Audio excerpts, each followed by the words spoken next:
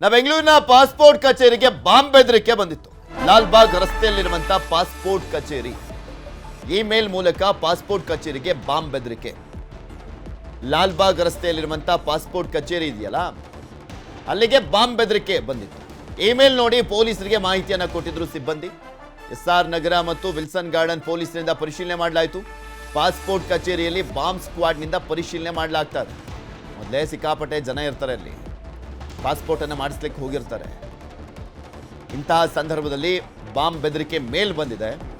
Check ಮಾಡ್ತಿದ್ದ ಹಾಗೆ, ಅದು ಗೊತ್ತಾಗ್ತಿದ್ದ ಹಾಗೆ ಅಲ್ಲಿನ ಸಿಬ್ಬಂದಿ ಪೊಲೀಸರಿಗೆ ಮಾಹಿತಿಯನ್ನ ತಿಳಿಸಿದ್ರು. ಸೊ ಪೊಲೀಸರಿಗೆ ಮಾಹಿತಿ ಹೋಗ್ತಿದ್ದ ಹಾಗೆ ಪರಿಶೀಲನೆ ಮಾಡಲಾಗ್ತಾ ಇದೆ. ನಮ್ಮ ಮೈಸೂರು ಕೋರ್ಟ್ಗೂ ಕೂಡ ಬಾಂಬ್ ಬೆದರಿಕೆ ಕರೆ ಹೋಗಿತ್ತು. ಕಲಾಪ ಬಿಟ್ಟು ಹೊರಗೆ ಬಂದಿದ್ರು ವಕೀಲರು, ಜನರು. ಬಾಂಬ್ ಸ್ಕ್ವಾಡ್ನಿಂದ ಕೋರ್ಟ್ನಲ್ಲಿ ಪರಿಶೀಲನೆಯನ್ನ ಮಾಡಲಾಯಿತು. ಜಿಲ್ಲಾ ಪಂಚಾಯಿತಿ ಬಳಿ ಇರುವಂತಹ ಹಳೆ ಕೋರ್ಟ್, ಹೊಸ ಕೋರ್ಟ್ನಿಂದಲೂ ಕೂಡ ಹೊರ ಬಂದಿದ್ರು ಜನರು. ಮುಂಜಾಗ್ರತಾ ಕ್ರಮವಾಗಿ ಕೋರ್ಟ್ನಲ್ಲಿ ಪರಿಶೀಲನೆಯನ್ನ ಮಾಡಲಾಯಿತು. ಇನ್ನು ಮೈಸೂರು ಬಳಿಕ ಬಾಗಲಕೋಟೆ ಕೋರ್ಟ್ಗೂ ಕೂಡ ಬಾಂಬ್ ಬೆದರಿಕೆ ಬಂದಿತ್ತು. ಬಾಂಬ್ ಬೆದರಿಕೆ ಮೇಲ್ ಹಿನ್ನೆಲೆಯಲ್ಲಿ ವಕೀಲರು, ಕಕ್ಷಿದಾರರು ಹೊರಕ್ಕೆ ಬಂದಿದ್ರು. ನ್ಯಾಯಾಲಯದ ಆವರಣದಲ್ಲಿ ಜಮಾಯಿಸಿದ್ರು ಜನ. ಜಿಲ್ಲಾ ಕೋರ್ಟ್ನ ಇಮೇಲ್ಗೆ ಬಂದಿತ್ತು ಬೆದರಿಕೆ ಮೇಲ್. ಕೋರ್ಟ್ನ ಕ್ರಿಟಿಕಲ್ ಸ್ಥಳಗಳಲ್ಲಿ ಬಾಂಬ್ ಇಟ್ಟಿದ್ದೇವೆ ಅಂತ ಮೇಲ್ ಮಾಡಲಾಗಿತ್ತು. ಮಧ್ಯಾಹ್ನದ ಊಟದ ಅವಧಿಯಲ್ಲಿ ಬ್ಲಾಸ್ಟ್ ಆಗುತ್ತೆ ಅಂತ ಮೇಲ್ ಮಾಡಲಾಗಿತ್ತು.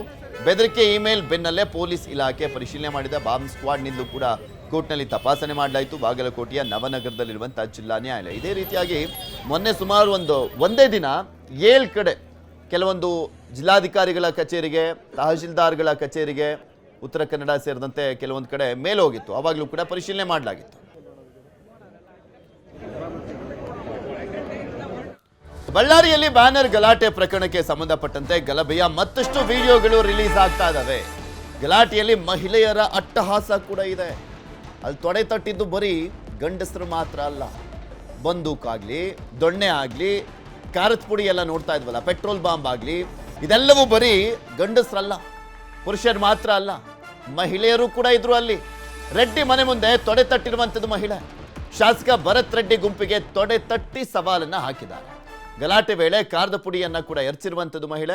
ದೊಣ್ಣೆ ಹಿಡಿದು ರಸ್ತೆಯಲ್ಲಿ ನಿಂತಂತ ಮಹಿಳೆಯರ ಅಟ್ಟಹಾಸದ ವಿಡಿಯೋ ಕೂಡ ವೈರಲ್ ಆಗ್ತಾ ಇದೆ. ವಿಡಿಯೋ ಆಧರಿಸಿ ಬಳ್ಳಾರಿ ಪೊಲೀಸರಿಂದ ತನಿಖೆ. ಸಮಾನತೆ ನೋಡಿ, ಇದರಲ್ಲೂ ಕೂಡ ಸಮಾನತೆ. ಯಾವುದ್ರಲ್ಲಿ ಕಮ್ಮಿ ಇದ್ದಾರೆ ಮಹಿಳೆಯರು ಅಂತೀವಲ್ಲ, ಯಾವುದ್ರಲ್ಲೂ ಕಮ್ಮಿ ಇಲ್ಲ ಅಂತ ತೋರಿಸ್ತಾ ಇದ್ದಾರೆ. ಬಳ್ಳಾರಿಗೆ ಇಂದು ಎಂಟ್ರಿ ಕೊಡ್ತಾ ಇದ್ದಾರೆ ಕೆಪಿಸಿಸಿ ಅಧ್ಯಕ್ಷ DK ಶಿವಕುಮಾರ್. ಮೃತ ರಾಜಶೇಖರ್ ನಿವಾಸಕ್ಕೆ ಇಂದು DCM ಭೇಟಿಯನ್ನ ಕೊಡ್ತಾ ಇರುವಂತದ್ದು. ಮೃತನ ಕುಟುಂಬಕ್ಕೆ ಸಾಂತ್ವನವನ್ನ ಹೇಳಲಿದ್ದಾರೆ DK ಶಿವಕುಮಾರ್.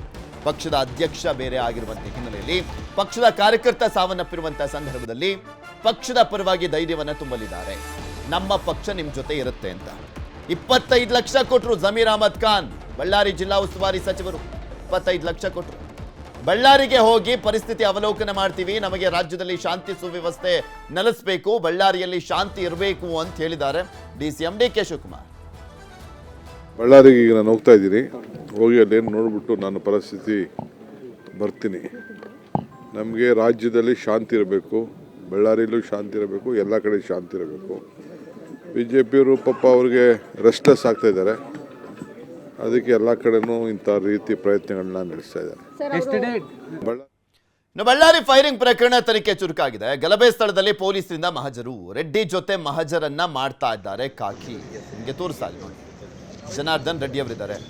ಪೊಲೀಸರು ಅವ್ರನ್ನ ಕರ್ಕೊಂಡೋಗಿ ಮಹಜರನ್ನ ಮಾಡ್ತಾ ಇದ್ದಾರೆ. ಇಲ್ಲೆಲ್ಲಿ ಏನೇನು ಆಯಿತು ಸ್ಟಾಪ್ ಮಾಡಿದ್ದು